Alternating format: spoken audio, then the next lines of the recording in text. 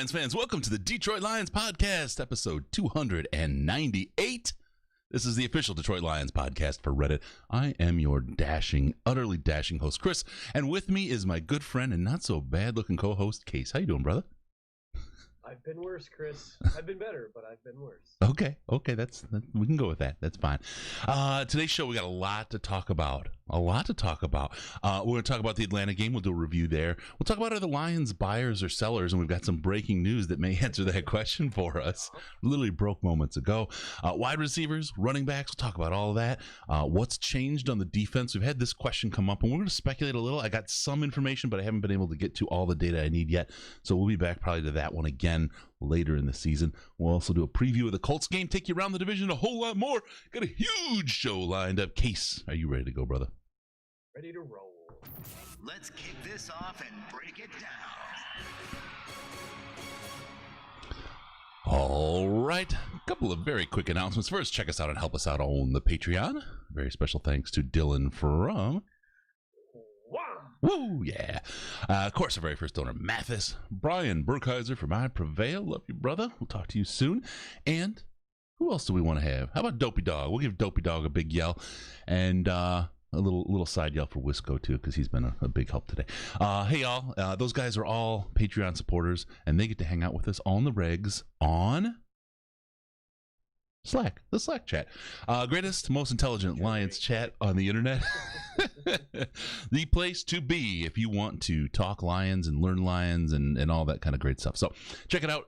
You head over to patreon.com/Detroit Lions Podcast. Donate as little as $1 a month. If you want to do more, we'll do that.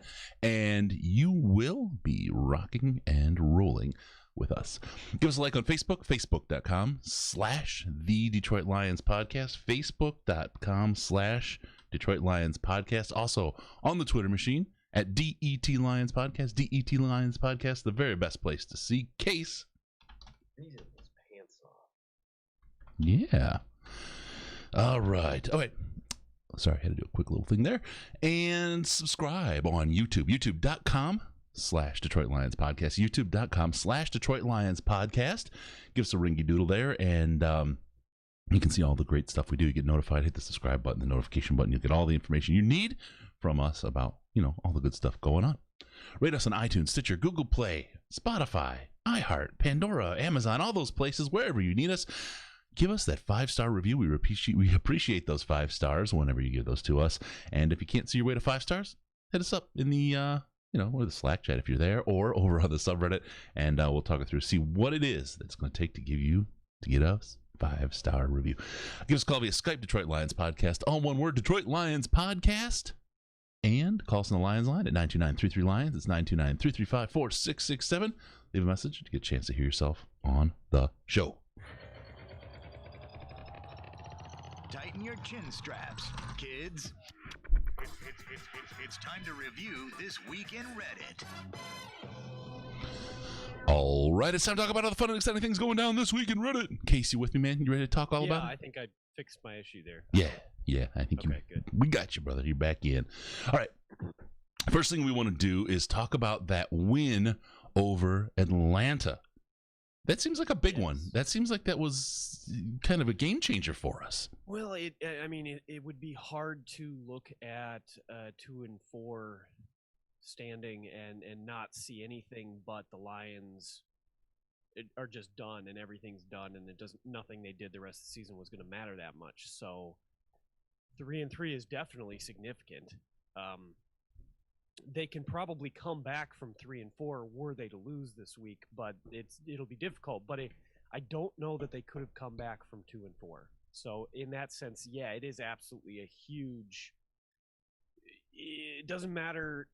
We'll talk about like how they won and that it wasn't an easy win or anything of that nature, but that they won is massive for the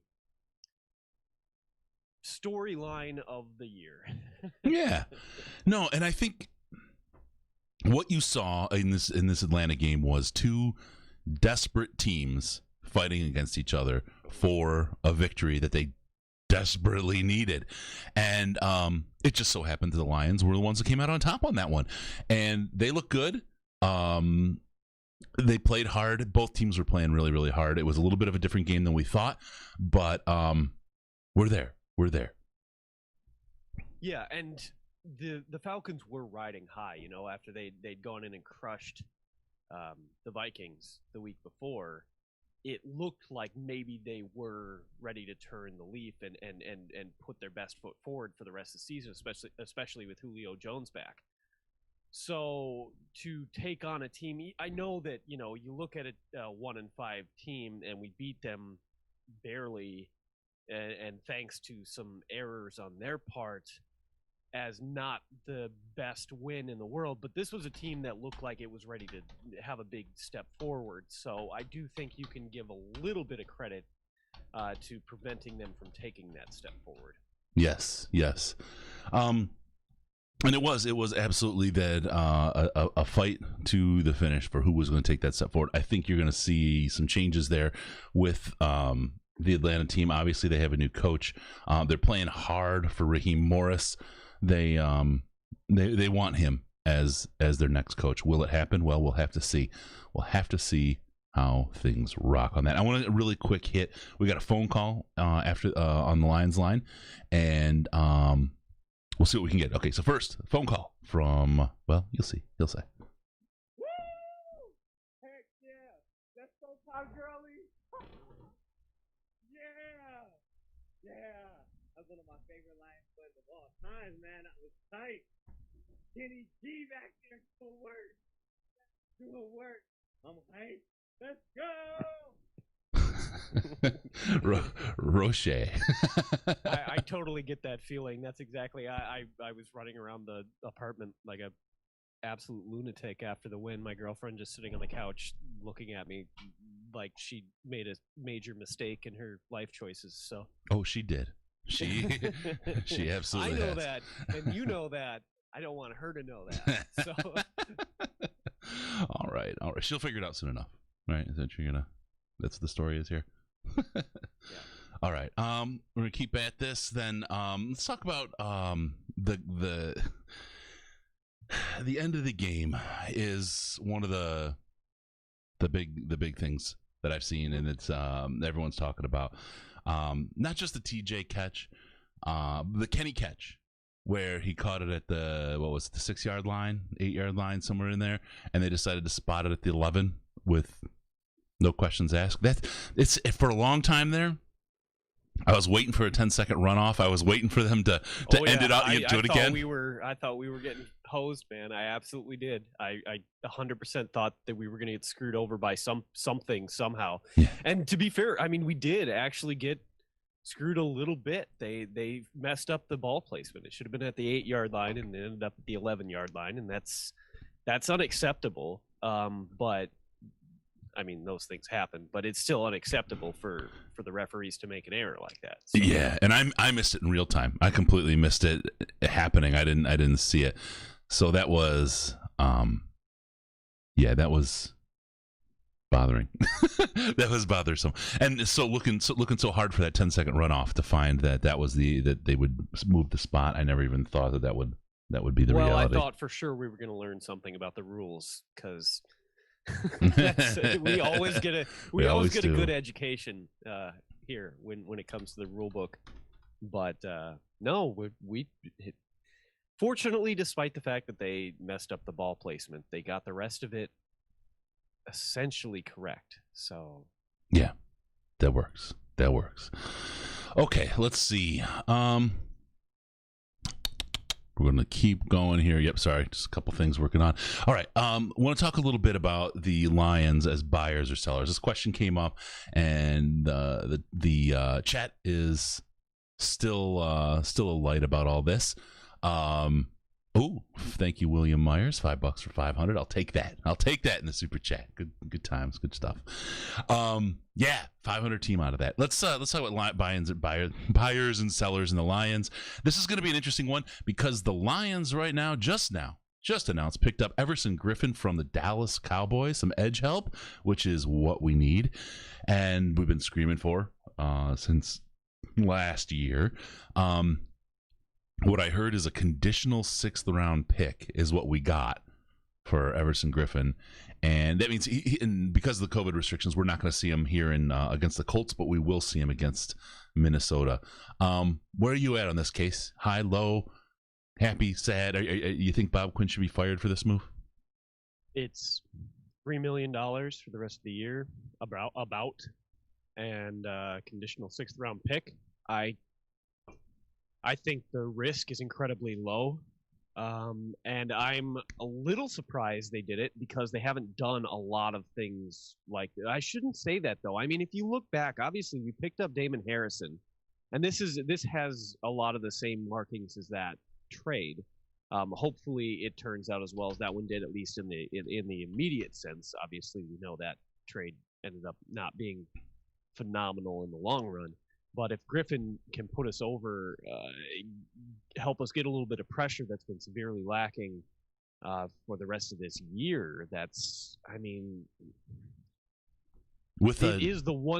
feels like the one major aspect of this defense that is still lacking. So they've improved I think we'll talk about it later, how they've improved their run defense significantly over the last few weeks. And that's great to see, but they're still not getting enough pressure, which is putting too much pressure on the cornerbacks and safeties and linebackers in coverage and still causing problems for them. Yeah. So seeing folks saying they hope it turns into a snacks type of trade. Yeah, absolutely. Would that be killer? I'd like a better ending in a longer term than snacks, sure, right? But I mean, if you think about it, possibly a 5th I'm seeing, or a 6th, but man, it's 100 times the value of that draft pick. I swear to God, to get Everson Griffin, this is big. This is exactly what the team needed, right? We saw new life from this defense. We saw new pressure coming in. We saw the run stopping coming in. Adding an Everson Griffin to this crew really elevates, I think, what we're going to be doing. And again, to have him against Minnesota, that's a beauty. That's just absolutely beautiful. Those are the kind of games where you really hope player, they know the history there. They know that they're going into the place where they were forever and ended up not sticking around. You hope that that's a motivator and that we see him really put out a top tier effort in that game and then build on that going forward. Yeah, no, this is big time. Chris, you're right, absolutely. In the chat, Griffin, Shelton, Penasini, and Flowers. What a hell of a front four.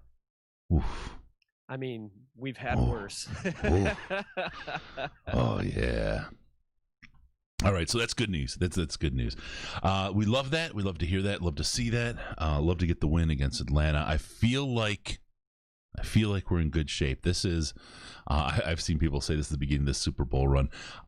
This is the beginning of a good run, I think, for this team. We've got some, this Colts game will be a tell, and we'll talk about that, about where this team is for real, and it'll be a good test. I mentioned in the post-game show that it's like a stepladder of difficulty on the way up.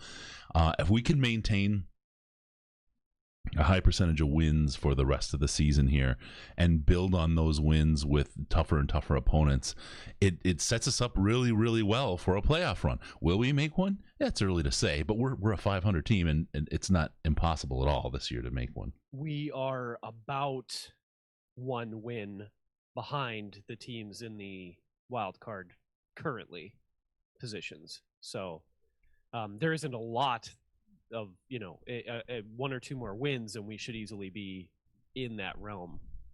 Yeah, no questions about it. All right, so we're looking good. We're going to take this conversation to another topic here, but really quick, want to talk about alleviating your pain, your anxiety, your inability to sleep, and all the other things that are wrong with you, Case. We're talking specifically to you. Yeah, believe me, I know. Any of those things, if you have any of those things that you're dealing with, head on over to cbd.detroitlionspodcast.com, cbd.detroitlionspodcast.com. Get yourself set up. CBD is the amazing stuff. It doesn't have the THC. It doesn't have the stuff that makes you high. It's legal in all 50 states, and it has everything but the stuff that makes you high. Great at removing pain. Suzanne, I have to give her a shout out. She wanted a shout out.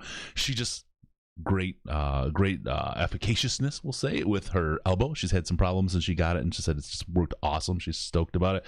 All kinds of great feedback. I haven't had negative feedback except from one guy who needed a little more than he was taking.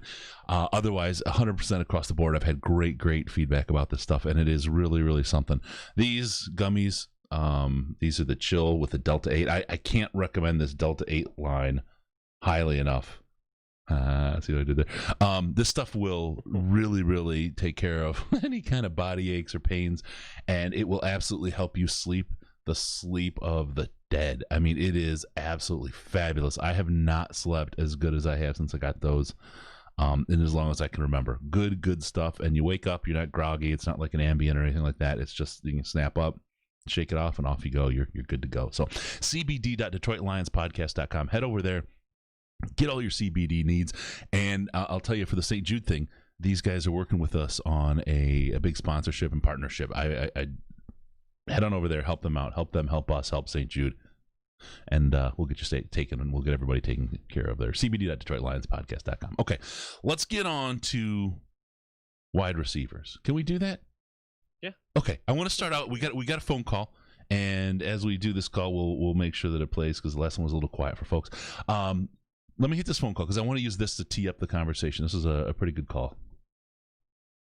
Hey, Chris and Chase, I'm assuming, Tuesday. This is D, the other guy from the creek, and no, I don't drink. Listen, when I called Sunday, I forgot to touch on something, and I don't want Lions fans to be surprised when it happens, because I think it is going to happen, but Kenny Galladay, I don't think he'll be a Lion next year.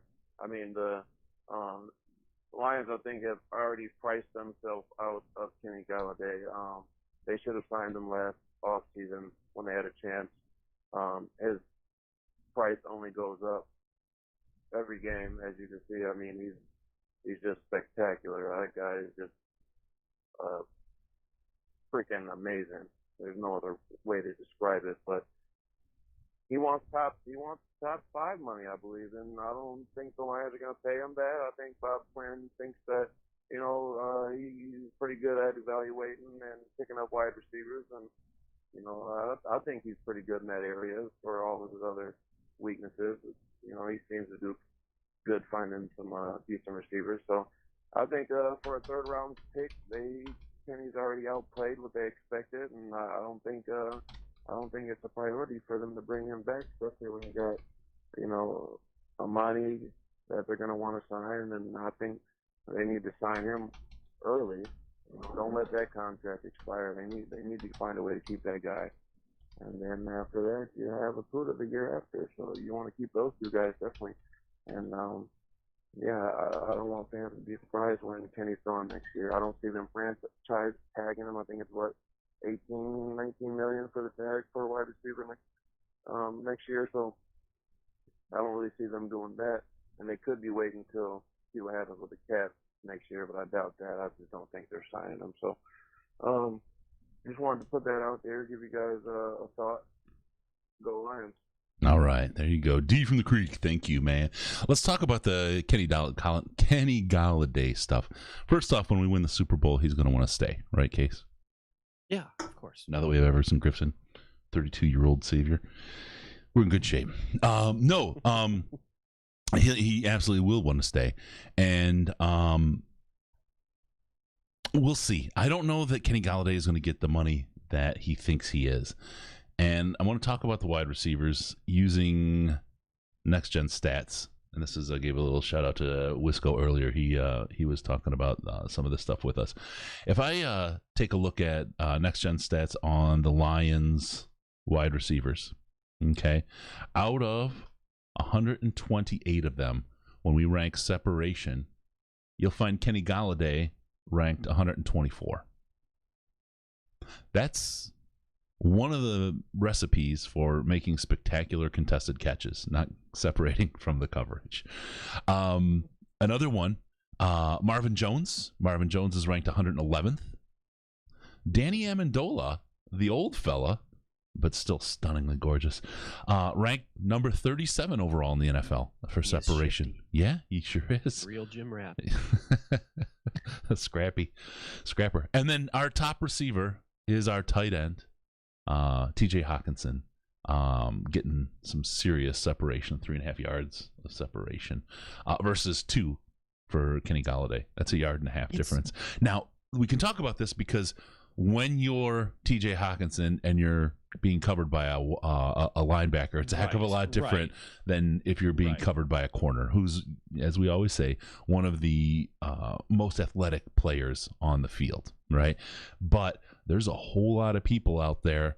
They're getting number 1 wide receivers, number 2 wide receivers, number 3 wide receivers that are getting more separation than Kenny Golladay. Is this an indictment of Kenny Golladay? No, he's really, really good at making contested catches, and he better be, because it's the only way he's going to get receptions, it seems like, getting this kind of separation. He's got a role, but you look at Marvin Jones at 111, that's one. I mean, you can have one guy like Kenny, right? But you can't really saddle yourself with 2 of them. Matthew Stafford is making both of these guys look better, and I think if you look around the league, you're going to find the interest level in Golladay is such that they know Matthew Stafford is a part of that equation. Unless they have a quarterback that can just wing a ball like that, they may not be willing to bite on that big price tag. Yeah, and every time we talk about Kenny, I end up with hate mail, so I got to be careful. But no, and like you said, he is amazing at those catches, and they are brilliant to watch. What I think many Lions fans don't recognize is that there's a lot of spectacular receivers in the NFL. There are a lot of guys who make spectacular catches in the NFL. And to prioritize one by giving them a top-tier contract, you're putting yourself behind everybody else who is the only Kenny Golladay is not Julio Jones. Okay, he's just not. Julio gets and we should have go back and watch the Atlanta game and look at the difference between how open Julio Jones is regularly versus Kenny, and you'll see what I'm talking about. And that's not again, man, I it always sounds like I hate Kenny Golladay, and I don't. I think he's a really, really, really talented player. I'm really glad we have him. I'm really glad we had him through his rookie contract. I hope they re-sign him. But I don't think that Detroit sees it quite the same as I don't think the front office sees it quite the same as most fans do. Here's some interesting info for you. Julio Jones is ranked number 90 with 2.7, so 0.7 of a yard more separation. Which isn't great. But, no. I mean, but for an outside receiver, I do think that list skews heavily towards slot receivers and tight ends probably. So I think that's probably a relatively good ranking for an outside wide receiver who's facing off against number 1 cornerbacks, which Kenny is too. Now, can I tell you, when you get number 17 TJ Hockenson, Tyreek Hill is number 18 with the same 3.5 yards of separation. Yeah, but he's got the speed for sure, absolutely. Yeah, Sammy Watkins has better separation than Tyreek Hill. That'll explain it for you where it skews. Sure. Yeah, no, it is. Debo though. Debo number 2. Debo Samuel overall. Who's number 1? Demarcus Robinson. Interesting. Yeah. But anyway, point being, the value of a wide receiver who has to be thrown open on every throw is less than the value of a wide receiver who gets open. Yeah. On every throw. Yep. Yeah, absolutely. So I don't want to say that there's not a place for Kenny Golladay on this team. Oh, there absolutely is. Absolutely there is. We're hamstringing ourselves with a Kenny and a Marvin in the roles that they're kind of in, and I would love to get a wide receiver that can get more separation and give us some, give some troubles to the corners and stretch out the field a little bit and all those kinds of things. it's just not there. So anyway, that being the case, I think what you'll see with Kenny is he'll probably wind up here. I think it's actually going to be wise to let him test the market. I really do.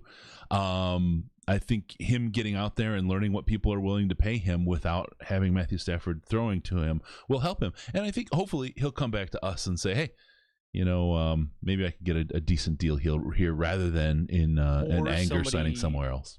Massively overpays him, and they're the ones who have to deal with that, and that's no longer Yep. that And Adam, there's going if somebody does that, I think, and I don't wish this for Kenny, but I think there will probably be some buyer's remorse if a team does that. You know? And obviously we've seen teams do that with other players in the past. And Adam makes a great point. One thing we don't know about right now is whether he went and said, hey, I want to test the market, right? His agent could have said to Quinn, you know what? We're gonna test the market. We're gonna see what our value is and go with it. And Marcus Robinson's a free agent, by the way, after this year. Yeah. As is Allen Robinson, as is Sammy Watkins, as is T.Y. Hilton, as is Kenny Stills. I mean, as is Will Fuller. There's talent to be had in the wide receiver group this year. I mean, a lot of those guys are going to end up getting re-signed with the team they're with. But yeah. Tell me that. Hang on though, Allen Robinson. Tell me that he wouldn't love to come play with the Lions instead of Nick Foles and Mitch Trubisky. Oh God, yeah. Oh, absolutely. I mean, who wouldn't, right? I mean, I'm not saying that every player should aspire to come play for the Lions. Obviously, we haven't seen that play out. But can I tell you though? Given the situation he's been in the last few years, you'd have to think that he would love the opportunity to have a quarterback that is a little bit more competent. Now, just to your point, Allen Robinson only has 0.2 of a yard more separation than Kenny. He's ranked 114. Oh, I believe that too. I think that he is not a significantly better receiver than Kenny at all.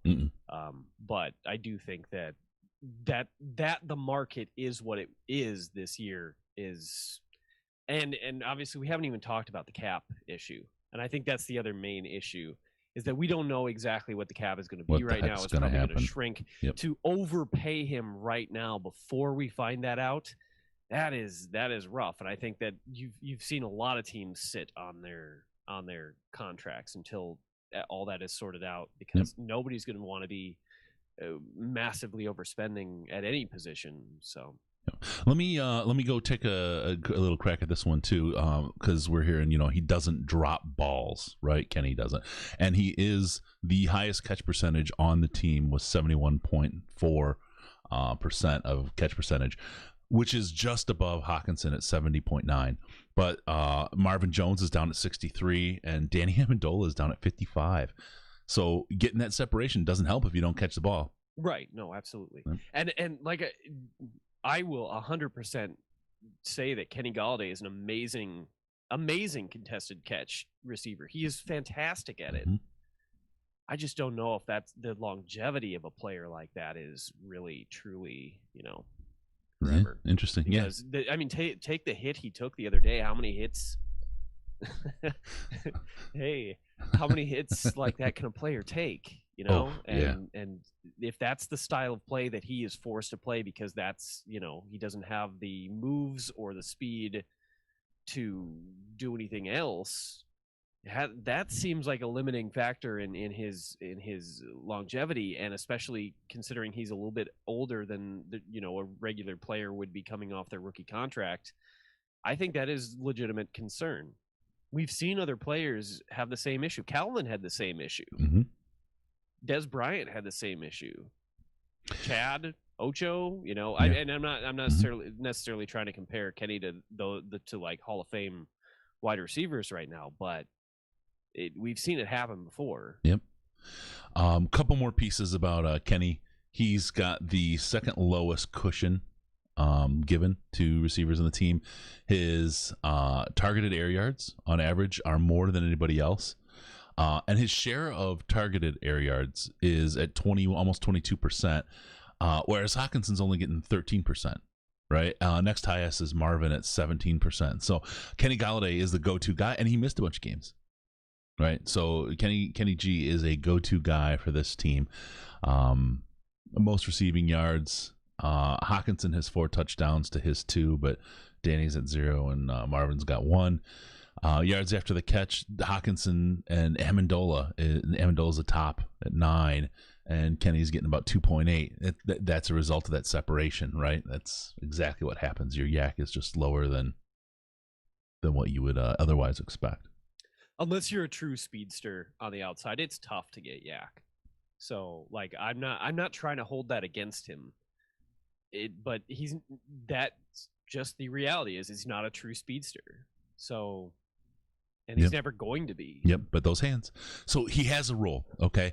And those are spectacular catches, just like, Case said and everyone says. But the reason they're spectacular is because he's not separating from the coverage. So he's got to make those spectacular contested catches. They're fun to watch. It's fun to see. Hopefully it doesn't affect his longevity, although some of those, like we saw with the hits, like Case said, that may be the case, but that's the world we're in right now with Kenny G and our wide receivers. So I hope you enjoyed that analysis. Anything else you want to talk about on wide receivers, Case, before we move on? If I don't stop now, the hate mail will really come. So yeah, no, and I think paying Kenny G the right amount of money is the right move for the Lions. Yeah, right. No, I mean that's where it is. They do. I really do. If he could want get him to be a Lion. God, if he could get another yard of separation. That he's worth what people Marvin think he's Hall shooting was for. Just a little bit better because they'd have a good complementary system. Yep, absolutely. You'd have the speed on the outside on one side and all right on the other. Let's talk about running backs. You ready? You ready to do that? You feeling good? Yeah, sure. You feeling sexy? You looking Moving good? Around. You're looking sexy. All right, let's talk about running backs. The Detroit Lions have already matched their 2019 rushing touchdown total this year.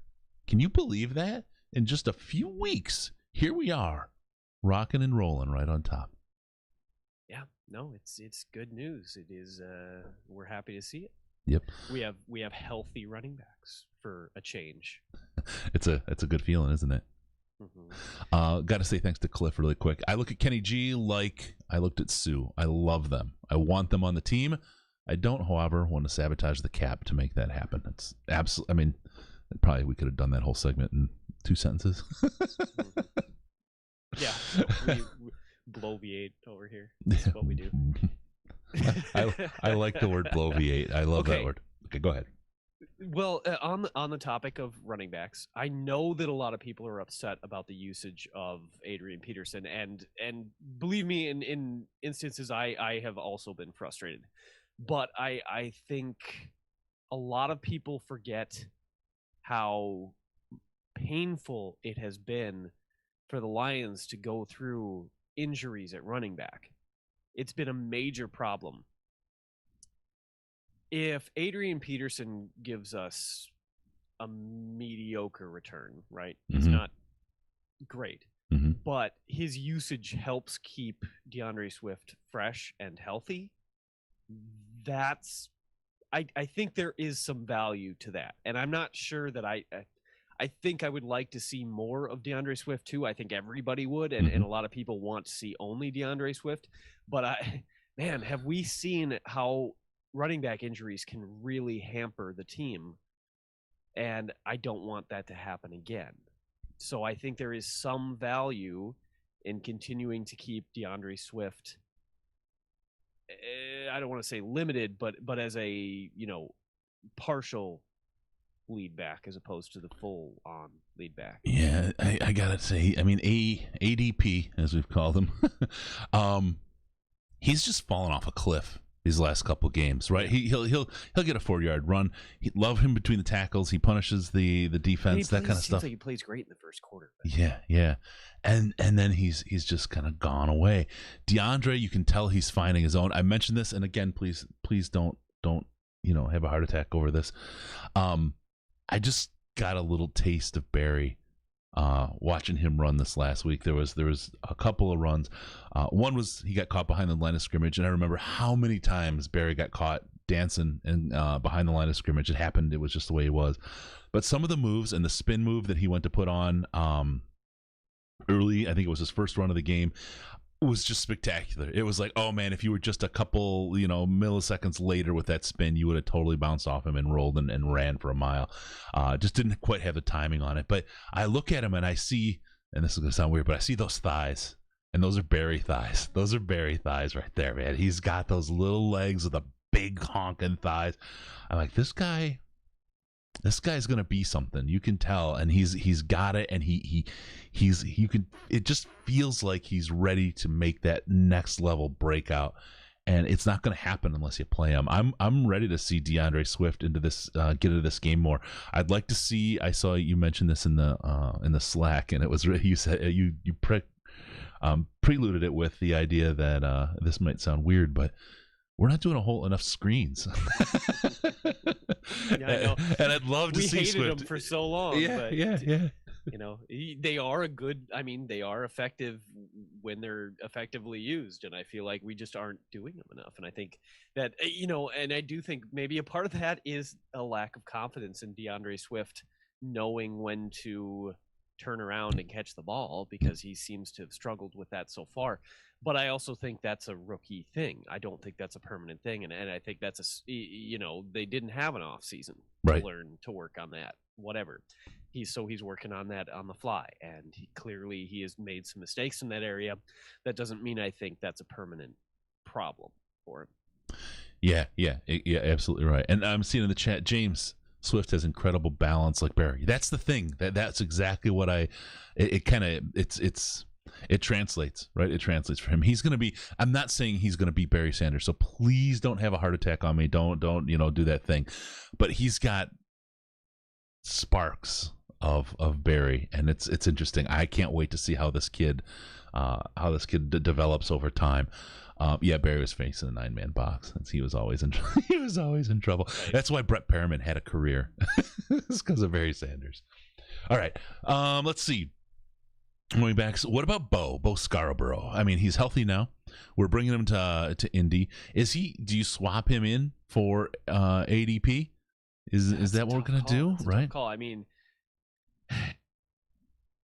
that is a really difficult decision to make, I think, because if you do that, you're sending a pretty significant message, and if you do that and it doesn't work out, it's hard to go back.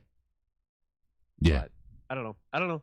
Yep. If they try it and it works, obviously, if he's fresher and got a little bit more oomph in him than AD does, then I think yes is the answer. I know that I sit on the fence on things, but I think for me, for what I would do if I was running the team, and God only knows that would be a horror story, I'm sure. Mm-hmm. But yes, I think I would. It would absolutely be a horror story. I think about this, and I'm going to be a little bit like you, unable to make a decision on Bo. For this team or for this game.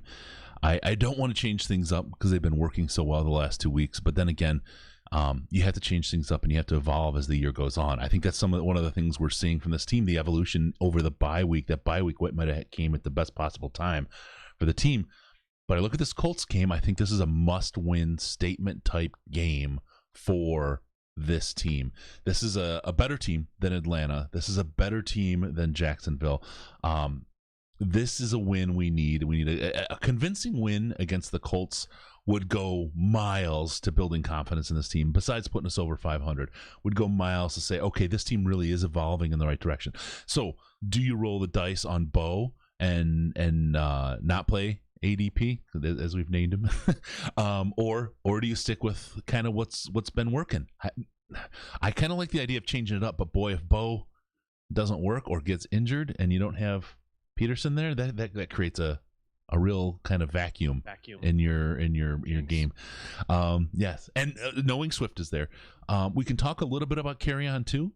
Let me hand off Bo to you. Let me give you Bo again and get you to weigh in one more time, and then we'll go to Kerryon.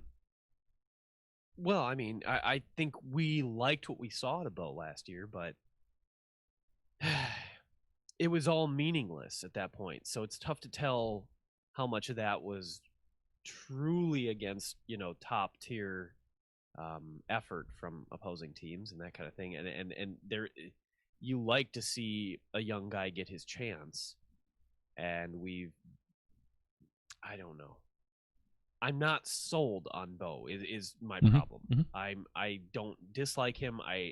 Would like to see more of him, but I would also have liked to have seen more of him in the preseason. You know what I mean? Yeah, no, absolutely. And then been able to make a decision on where I thought he was.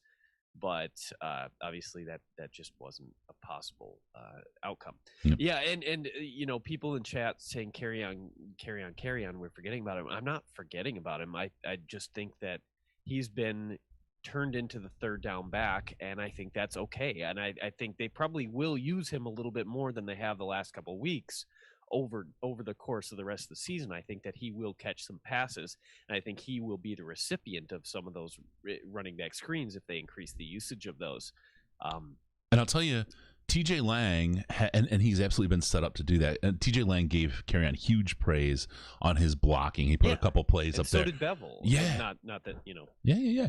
He's Bevel looking, is everyone's favorite person right now. He's looking great out there. And you talk about a setup. You run him third down. You run him as a blocker, almost exclusively. You set him up for the screen. Holy cow. And Chris, you're making a great point in the chat, because your name is Chris, most likely. But you're looking at wanting a fresh KJ and Bo down the stretch, right? Yeah. Well, why not? And I agree with that. I absolutely run the agree tires with off that of concept. ADP. Run the tires off of Adrian. Let him go.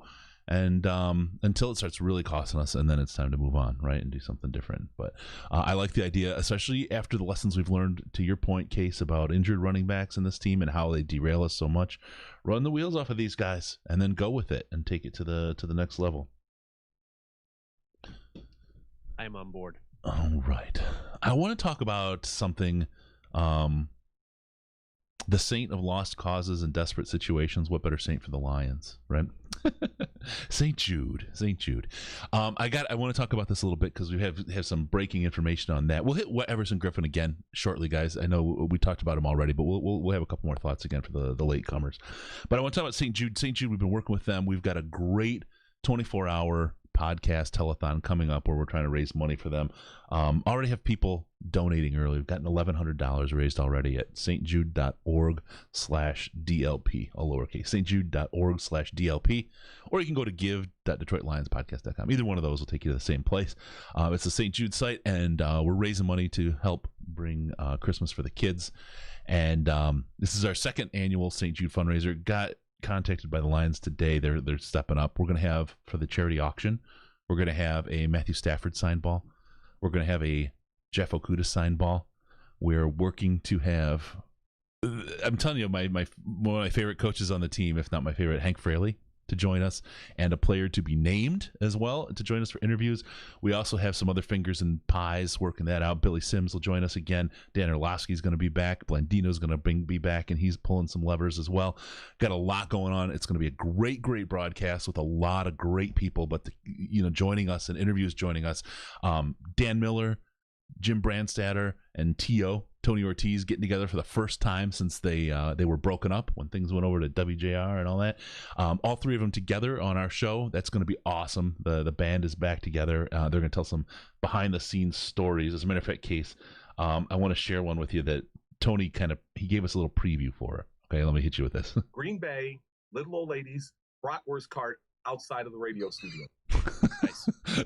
So that's the plug of that story that they're going to tell. They're going to tell a lot of stories you haven't heard before. All this is to raise money for St. Jude. Help us to help get these Christmas for these kids. Let's fight this childhood cancer. Let's get these kids taken care of. It's a great cause, one that we've taken a lot of heart to, and we're putting a lot into. 24 hours, November 6th. We're going to start at 9 a.m. Eastern time. We're going to go all the way through 9 a.m. on the 7th. Case is going to take a nap and then go to work, do a full shift at work. You're nuts, man. I can't believe you're doing that. Will you be feeding the cat who's on your video right now while during the broadcast? She's got an automatic feeder now. Is its name Case? Oh man! All right, so yeah, St. Jude. If you'd like to get there early, go to stjude.org/DLP and do a donation. We appreciate everyone who's done that so far. Like I said, I want to do a quick look here. We're just at $1,100. We'll have a ticker and all that stuff for the big broadcast. But if you want to start early, our goal is $25,000, and we're trying to get there. So anything you can do to help us, we appreciate it, folks. Thank you all for your donation and doing this. It's our chance to use the platform to give back, and what better way to give back to the kids who need it the most. So there you go. All right, let's talk about trying to come up with all kinds of ways to make a fool of myself to entertain you guys. So oh God, yeah, we haven't even really talked about that whole piece of it. Yeah, that's Case is going to, well, yeah, he said it. Don't give too much away. Yeah, okay. I just wanted to show a little knee. I wasn't going to lift the whole thing. Jeez. Ooh, baby. Ankle. I'm into that. Yeah, so it'll be a good time, and there will be all kinds of action, and we've got all kinds of great guests coming with us. stjude.org/DLP. If you'd like to donate now and later, why not? Why not? Feel good about it. We'll call you out on the show here live if you do that. All right. Lions defense. What has changed on this defense since the bye week, Case? What's gone on? What happened? I honestly have no idea. What did you do? I mean, the only thing that's changed in terms of their production is that the run defense has stiffened up. We heard Patricia talk about simplifying some offensive concepts. Mm-hmm. And I think that's, that has to be, a big part of it. Sure. But the specifics of it, I don't know. I'm waiting for somebody who's smarter than me to tell me exactly what's going on here, because so I haven't gotten the data yet for just pre-buy and post-buy, but what I do have is some information from 2019 to 2020, how things have changed. And it's interesting how things have changed in that, like I said, we've already matched our rushing total for touchdowns from 2019. But from the defensive perspective, in 2019, we were giving up 284. Can you hear her? I'm sorry. Yeah. Oh, yeah. What are you freaking out about? All right. 284.4 yards a game we were giving up. We were ranked 32nd in the league. For those that don't do the math, that's out of 32. In 2020, we're at 248.7. We're ranked 20th. Right? When you think about touchdowns per game, in 2019, we were at 2.06. We were ranked 29th. Now 1.83 per game, ranked 20th.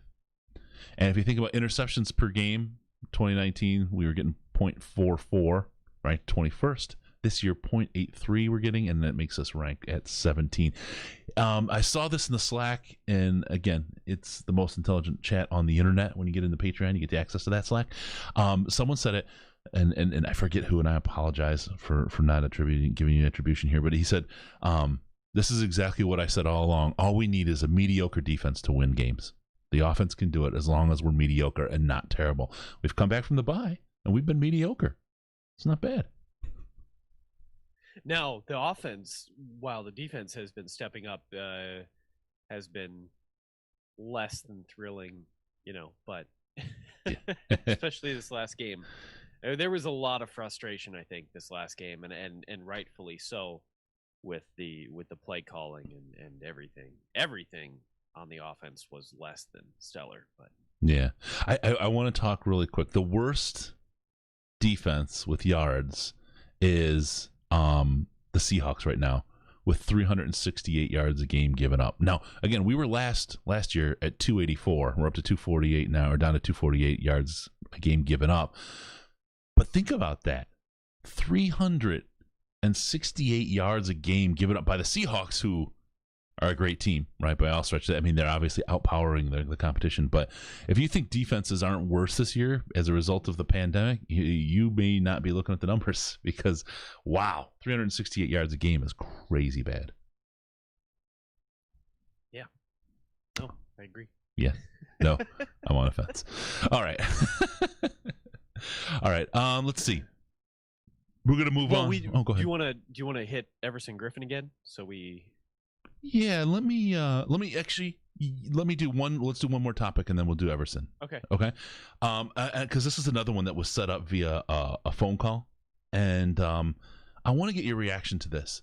It's not specifically Lions related, but it's NFL generally related as to how things work. It's a little bit of a longer call. It's like 2 minutes, but I think this is definitely worth the time. Take a listen, man.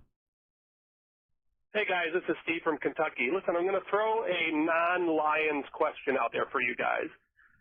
I hate math. I really suck at math, so I hate ties in the NFL. There's no place for ties in the NFL. What the hell? And I think the current NFL overtime system sucks. So I am going to throw two different new overtime ideas at you guys. Tell me what you think. Number one's easy. It's just like it is now, except no punting. That's it. Just exactly the same, but no punting. It would probably eliminate all of the ties. And number two is more radical. Brace yourselves, guys. Here we go. Sudden death overtime. First team that scores wins. No punting. No kickoff. Whichever team starts on offense has to start at their own 10-yard line. It would make that coin toss decision a little more challenging, wouldn't it? I don't know. I think that one would be fun. What do you guys think? It's crazy? Yeah. But there would be no more ties. It'll be over a lot quicker. It'd be kind of exciting. What the hell? What do you guys think? Let me know. Keep up the good work, by the way. Yeah, baby, go Lions. Interesting, right? I actually liked his first idea better than his second idea. Okay. The no punting? No punting thing is interesting, for sure. Because then it's like the whole long ball punt for the interception, or do you drop it and take the fourth? You know what I mean? It's yeah. I mean, what I would really love to see that would eliminate ties is just the game doesn't end until somebody scores. I mean, but the NFL doesn't want to do that. The television, people don't want to do that. I understand why they don't want to do that. It makes sense. It messes everybody's schedule up. If a game goes on for an extra hour and a half, it was a pain in the ass when I was at the Arizona game last year. Just that we went to overtime, it screwed everybody's plans up for the evening. It sucks. But I think the no punting thing, keep it the way it is and no punting. I don't necessarily. I still think ties might happen from time to time because nobody can get off, the field. But that is interesting. Anyway, let me. So I gotta say, Scott has a good one. No punting. No Fox and OT, pass. Can't take our MVP off the field. That's a good one. It is super interesting. I like the idea. I really like the idea of the ball at the 10 and no kickoffs. You talk about you got the ball at the 10. Do you really want to but take I still that? think whoever gets the ball first in that scenario, assuming they can win with a field goal, is still the absolute advantage in that situation. I think there's still an advantage, but the risk is much, much higher with no punting and you take it at your 10. Yeah. That makes that whole coin toss a coin toss. Coin toss. It makes it a coin toss, yeah, for sure. How about the college deal where you get the ball short yardage, right? What is it, the 10-yard line, 5-yard line? I forget what. And you get to run 4 downs and score or do a field goal, and then you hand it off to the other team, and you just keep going back and forth until one team does it and the other doesn't. I don't like that because I don't feel like that's regular football. Mm-hmm. But it's overtime football. It's not regular football. Yeah, but I mean, a team that might be a worse team, but who spends more time focusing on that type of thing is. I just don't. That's have to be what I don't tied like in the about first it. place. I want the team who plays football, like football, to be the victor. Yeah. Not the team who just happens to have good red zone practiced. Doing one specific little tiny thing. Oh, I think it's bigger than that. I don't like the overemphasis on one part of the game. Yeah. That's my personal opinion on it. But. All right. Ravens Nation can't get rid of ties without gimmicking overtime. That's a good point. It's already a little gimmicky as it is, though. The whole if you score a touchdown you win, but if you field goal you don't. It's getting wonky. I kind of think I know that, Scott. By the way, I'm well aware of that. Sorry to interrupt. Yeah. No. I think that's interesting. It's interesting. The whole overtime thing. We'll talk about that more as the season goes on. We'll see if we get burnt by it or affected by it, and we'll go from there. We'll see how that rolls. Okay, Everson Griffin. I'm not sure if you've heard of him, Case. Have you heard of that name before? Not before today. Let's see. We wanted him in the offseason, and he went to Dallas. Dallas paid him $3 million to play there for a good solid 7 weeks. And then now he's for sale. We got him for either a 6th or a 5th. If someone wants to clarify in the chat for me, I haven't been able to go search. It was a 6th last I heard, and then possibly a 5th. But it's a steal, right? 32-year-old edge rusher. Fits good with Okwara, fits good with what we got. I mean, a real set piece that we need. I mean, that's specifically what we need. And we stole him. Right now, with no games played, it feels a lot like the Roy Williams trade. Like we've absolutely fleeced the Dallas Cowboys.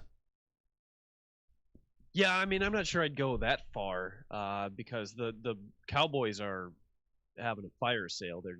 They're about to offload as much as they can. You know what I mean? Mm-hmm. Anything they can get because they know this season is over.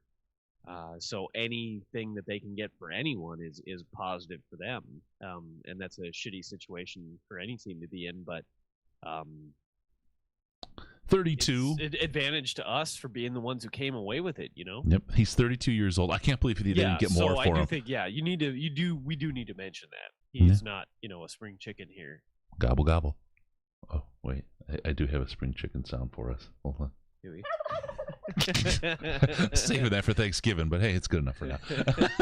and so far this year, he's posting one of the lower PFF scores he's had of his career. He's like 56.6.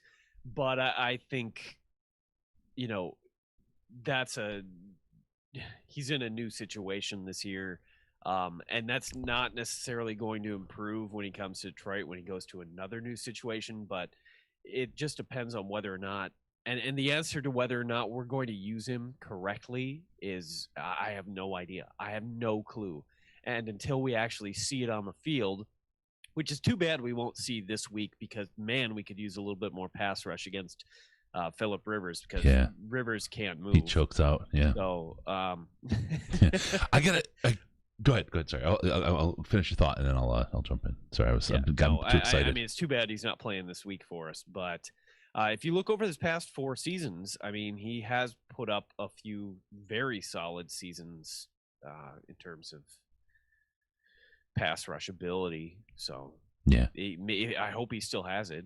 We'll find out. So this is why I talk about the Patreon chat being the most intelligent Lions chat on the internet. Okay, one of the big reasons is Ash, because he's a galaxy brain dude, right? He's super smart. He not only is he smart about football, but he like gets the cap like completely. He's our capologist. Anytime I have even any kind of question, I just go to Ash every time. So here's his post really quick in the Slack. And this is his analysis of what we're picking up. You got a guy in his twilight looking at a sudden shot of the playoffs with 2 games against the team that didn't want him anymore for a cap hit of $3.75 million. That's the number after looking at his contract. Sure. 1.875 in salary, 1.875 in in-game bonuses. What a deal! What a deal, especially for a 6th. I mean, lining him up against Minnesota, as Ash put it so well, the team that didn't want him anymore. They did not want him in the division either. They did not want him in the division. This is just spectacular. This is spectacular. A team that we're going to be facing when they're probably on the upswing as well. Minnesota's a better team than how they've played so far. This is a chance to get an angry guy to punish them in the way that we've been punished historically. I like that idea. That's the kind of help we really want. Again, would be great to have him against the Colts this week, but because of the COVID restrictions, we don't get to see him until week 9 against the Vikings. Everson Griffin, what a deal. Yeah, I mean, I'm with it 100%. Yep. All right. Let's see. Talk really quick. I want to talk about the strength of the remaining schedule. This is not ideal. We have the 19th most difficult schedule, and we talk about how many like low difficulty games we have in a row, right? Indy, Minnesota, Washington, Carolina. But then you start talking about some other teams. Carolina, which isn't terrible. Well, Washington's easy. The Texans, right? We have the Bears again, who are looking like a good team. I'm telling you, No, Case they're doesn't not. believe Not it. if you watched the game last night. No, somebody poked that balloon, but we'll see. It's only one game. One game, we'll see. You got the Packers, the Titans, and the Buccaneers, which is just running the gauntlet against good teams, top tier teams right now. So that's where all that comes from. And the Bears, even with this week's blunder, are still from a scheduling difficulty level. They still rank high, and they increase that difficulty. So the Lions are sitting here at 19th. If you look in the division, Chicago's got the 16th most difficult schedule. Green Bay has the 15th most difficult, and Minnesota has the 12th most difficult schedule. So we've got the most difficult schedule for the rest of the season of all the teams in our division, which is not necessarily what you want to hear. I mean, I think that entirely comes into play in the last 5 weeks, to be honest with you. These next 5 weeks are not as tough. I mean, the Colts are probably the best team we're going to face over the next 5 weeks. I don't think the Vikings are we'll go around the division, but they traded away Ngakoue, and it looks like they're absolutely sellers on the season. Yeah. And Washington sucks, the Panthers suck, the Texans suck. So, I'm not saying that we'll win all of those games. We'll probably lose at least one, if not more. Yeah, McCaffrey will be back for the Panthers. But we could easily go 3-2 over the next 5. And if we're at 3, that would put us at 6-5, right? That still leaves us 5 weeks to, and by that point in the year, we'll be very much talking about a different outlook on how good teams are. I think that it's tough to look at the Packers and Buccaneers as not both being extremely good still at that point. But the Titans, Bears, and Vikings over those last 3 games, we could go another 3-2, and that wouldn't surprise me in the least. Yeah. I'm going to kind of peek at this. Jaron Curse had a tweet, said, "They told me to enjoy losing in Detroit, but boy, oh boy." He also tweeted 6-3 before the Jacksonville game, and we're halfway there. So that's good to see. I like it. Here you are with a guy who's got a chip on his shoulder, who's bought into this team, bought into his coach. I think that's a big deal. I think this is overall just a really good group of guys who still bought in, still 100% believe, and all the stuff about the coach from early in the season seems to be kind of on simmer right now, and it's going to come back. It'll come back. If we wind up 8-8 or worse, that'll all be back, right? But right now, people are pretty high. These are good moves. Everybody loves them and love what the Lions are doing here. So we'll see what it means for their schedule at the end of the year. All right, really quick, I want to tell you guys about DLP Clips. We're doing smaller segments for those folks who don't have the time to watch the whole show. It's a playlist right now on our YouTube channel, youtube.com/Detroit Lions Podcast. It'll be its own channel shortly. But hit DLP Clips there, the playlist, and you can see in bite-sized chunks the key topics from every show. That helps you. When you don't have the time, we got the time for you. All right. I guess now it's kind of that wonderful segment that we like to do so much, where Case takes us around the division. Don't fuck around. Oh yeah. Just gonna let it play out. I love that. I absolutely love that. How you doing, Case? Let's go around the division. Where do you want to start, my friend? Yeah, let's just get Minnesota out of the way since they had their bye week. But they did, like I said, they traded Yannick Ngakoue to the Ravens for what I think a 3rd and a 5th, I want to say, which I believe they traded away a 2nd and a 5th to get him in the first place. So it's a little bit of a downgrade for them. it is hard not to see that move is just them saying, well, we'll live to fight another day, but we're raising the white flag, and we'll put in an effort every week and be try to be competitive, but we're not expecting much. I don't think Zimmer gets fired this year, even if they have a rough go of it the rest of the way.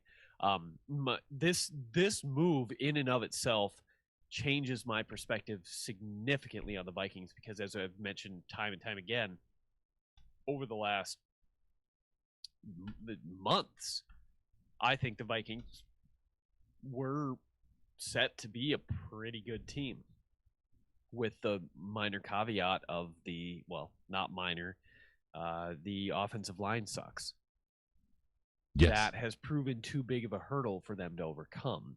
So I think, but to get rid of one of the best players they have on defense, that's a stout defense but struggling at times, is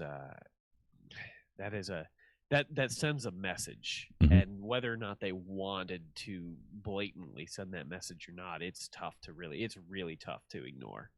Yep. Yeah. Absolutely. It's interesting. People talking about getting Quinnen. We're not getting Quinnen. Just if we do, you'd be surprised and enjoy. But team's in good shape. That would be wild. Yeah. And I've heard this a couple times. A swift drop pass might come back to hurt this team. It may. Absolutely. You ebb and flow on games every year, and there's always that one that gets you. I again am not going to hammer Swift for that. It was his first game. There were a lot of mistakes made that game. Yeah. And he's a rookie with no training camp, no preseason, no nothing, right? I mean, it's got to be, or not training camp, no offseason really. I'm okay with the drop. I can't hold that against him. I don't even want to put it in the ether, right? That it's his fault, or that we would have won if he'd have caught that kind of thing. Too young. Like him, I want to forget about it, and I want to move forward and just revel in the success we get by having a short memory, because you sometimes have to do that. Yeah. All right, so moving up to the Bears, I hope you all got a chance to watch that game. If you didn't, go find it, because it was glorious. It was... I find little satisfaction. Let me put that a different way. Please. I think I get more satisfaction from watching Bears fans lose it than just about anything else. The Schadenfreude is just off the charts. Yeah. Absolutely off the charts. If you haven't, you can visit their subreddit and see what I'm talking about. If you choose, please do not antagonize them. That will get you banned from the Lions subreddit. But you can bask in the glory. Yeah. There's calls for Nagy's head. Yeah, there's it was calls crazy to bring Mitch back into a starting role. There's, I mean, we are all over the place, because they finally showed what I'd been saying, is that the Bears are not that good, and they just gotten very fortunate that other teams had fucked themselves up. Yep. Pardon me. Is that gonna? Hopefully, we're deep enough into the show that doesn't hurt us. But we're as deep as you've ever been, my friend. That's absolutely right. I took a jaunt through the subreddit last night. I believe it was last night, and oh my god, it was great. It was glorious. Just the meltdown. They were smelling their farts so strong, for a couple weeks there. Everybody is calling them the worst best team. And they're Steve-O just literally, perfect. As I said that, post that in the YouTube chat. Worst 5-2 NFL team, and the Falcons the best 1-6 team. And it was absolutely true. It was absolutely true that they were the beneficiaries of a lot of fluky crap that went on. So it was so satisfying to watch an actually good team that didn't start making any didn't shoot themselves in the foot, show them exactly where they belong in the NFL. Yeah, I'll tell you, it's one when I think about where my hatred is, Minnesota Vikings. I know you're closer, so you have a little different kind of thing there. They're kind of my version of the lovable losers in the NFC North. They just can't. They just can't do it. They just can't do it, and I enjoy that. The Bears. I've had so much occasion to come across just absolute meathead, dopey fans that are just like louder than whatever. Just get built up. Yeah, the off-season by and the they media, just and it drives talk me crazy. down, and they're just such like, whatever. The Packers, I have to admit, half of my hatred is jealousy. Oh yeah, no, for sure. And the other half is the bad call situation, and how they always get the calls handed to them, and it's that to me is just absolute garbage. And it's you see all the plots of where they are as far as being hurt by penalties versus benefits and penalties and all that stuff, and it just drives me insane because they continue to get gifted things. And they don't deserve it. They haven't earned them. They haven't been good this year. Santa should put coal in their stocking. He shouldn't be giving them, the penalty beneficiary crap. So yeah, for them it's that. But the Bears, I'm in the same spot as you. I absolutely love to see their fans collapse. It's the meatheads is just sausage choking. Anyway, yeah. So there we go. Okay, and now with that, let's talk about those lucky ducklings that we have a little bit of jealousy for. Moving to the top of the division, the Green Bay Packers look like a real team, man. I think everybody listening was really hoping that what we saw out of the Packers against the Buccaneers was what we were going to see out of the Packers the rest of the year. Unfortunately, not the situation. They returned to form after an off week. And just absolutely dominated again. So I think that calls that the Packers might be the best team in the NFC are right there with Seattle, man. Accurate. Yeah. Possibly just accurate. And it's kind of them. For me, it's them and the Buccaneers and maybe the Seahawks. But I honestly, I think the Packers and the Buccaneers are the teams that I would fear most if we drew them, if we managed to get into the playoffs and had to play them first in the playoffs. Long ways away. A lot can change. Injuries happen, that kind of thing. So storyline could absolutely change. But if the playoffs started today and we were magically the 7th seed, even though we're not, those would be the two teams that I would be most scared to go up against. I think Steve-O's got a great point. He's been on fire today in the chat, man. I think when the Lions play the Packers, the Lions are going to be a different team. And boy, they bring their A game against the Packers. They absolutely do. They don't always win, but it's always a good game, yeah. And then Don in the chat, if we can hold off the Colts, then it gets real. Yeah, absolutely. This Colts game is the game for this team. It's really a statement game, which is weird. Week 9, week 8. It's really weird to have a statement game that early in the season, but that's where we're at with this team. And to take on the Colts and put them down, a nice convincing win. You know what I mean? Give us a 10-point, 13-point win. Let us lead the entire second half, please. Yeah. I'd love that. Would do so much for the fans of this team and the city to really build that confidence back. But they're making the moves. They're doing what they have to. So this is good. This is good. Good stuff for this team. Really quick, I gotta mention this. I just got notification on the Friday game or the Friday show, folks. Tony Ortiz and Jeff Risden. We do the game preview. It's usually 5:30 Eastern time in the afternoon. We've got someone committing to $100 match for all donations to the St. Jude thing on Friday. So you can donate today and Friday if you want. stjude.org/DLP. All lowercase, stjude.org/DLP. You can get in there and do your donations now. And actually, I'll just put that right up there.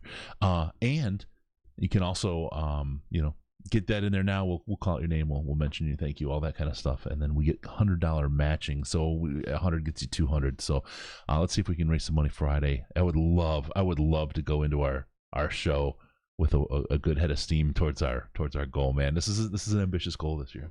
We got a Vikings fan in the chat right now. I was trying to figure out who they were talking about, but yeah, no. Hey BHM, how you doing, man? I hope the rest of your year goes better. Oh boy, yeah, that's tough, boy. BHM, I guess it's better than BTK, right? All right, let's see. We got that. Really quick, want to talk about Amazon.DetroitLionsPodcast.com, Amazon.DetroitLionsPodcast.com. If you ever decide to go do your shopping on Amazon, they give us a little kickback, but it's not because it costs you more. It's because Jeff Bezos gets less. He gets less. He puts it in our pocket and helps support the show by doing something you're going to do anyway. Anytime you go to Amazon, go Amazon.DetroitLionsPodcast.com. Also, if you want any sports merchandise or gear, Fanatics.DetroitLionsPodcast.com. Same thing. Links are on the website if you go there. But if you use either Fanatics or Amazon, it's the same thing. They give us a kickback on everything you buy. All right, Case, did you finish on the Packers? Yeah, we're Okay. good. We're all good. All right. Let's talk about the Colts really quick, and we'll go from there. Give us your look ahead to the Colts. What are your key matchups and keys to the game for the Lions? Well, look, I got some flack a few weeks ago for not doing a very good job on the game preview. Well deserved, I might add. I think I'm gonna. I think I think I deserved it. I am not going to try to go too in depth on this situation. I'm going to let you guys do that on Friday. Sure. I will just say, like I said, Phillip Rivers is old and not mobile, and he doesn't have a strong arm. And so if they can get after him even a little bit, I think that is the key to this game. And this is really one of the first teams we're playing this year that doesn't have a mobile quarterback. Yeah. Right? I mean, this is the first time that we can really throw away the idea of cover and contain. And, I mean, look at Bears. You had Trubisky, right? Mitch. We played Mitch. Yep. You got Aaron Rodgers, Kyler Murray, Drew Brees. Yeah.